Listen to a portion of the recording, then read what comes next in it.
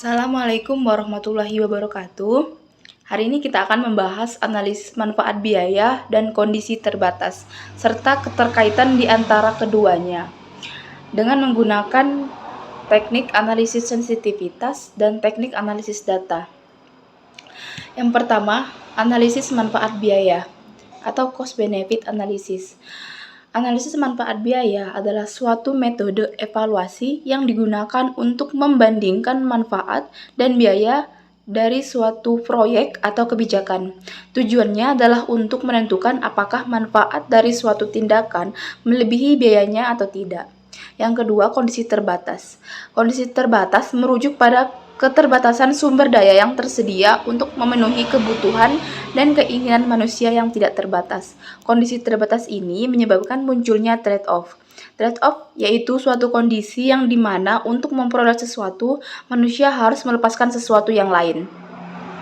Sementara itu, keterkaitan antara analisis manfaat biaya dan kondisi terbatas terletak pada fakta bahwa analisis manfaat biaya harus mempertimbangkan kondisi terbatas ini. Dalam melakukan analisis manfaat biaya, kita harus mempertimbangkan apakah manfaat dari suatu tindakan atau kebijakan melebihi biayanya, terutama dalam kondisi terbatas di mana sumber daya yang tersedia terbatas. Dalam kondisi terbatas, suatu tindakan atau kebijakan yang memiliki manfaat yang lebih besar dari biayanya akan lebih diutamakan daripada tindakan atau kebijakan yang memiliki biaya yang lebih besar dari manfaatnya. Dengan demikian, analisis manfaat biaya akan membantu kita memilih tindakan atau kebijakan yang paling efisien dalam kondisi terbatas dengan mempertimbangkan manfaat dan biayanya. Selanjutnya, analisis sensitivitas. Analisis sensitivitas adalah sebuah metode analisis yang digunakan untuk mengevaluasi seberapa sensitifnya hasil suatu model terhadap perubahan pada nilai inputnya. Dalam analisis sensitivitas, input model yang dipilih secara acak diberi perubahan nilai, dan hasilnya diamati untuk melihat seberapa besar perubahan yang terjadi.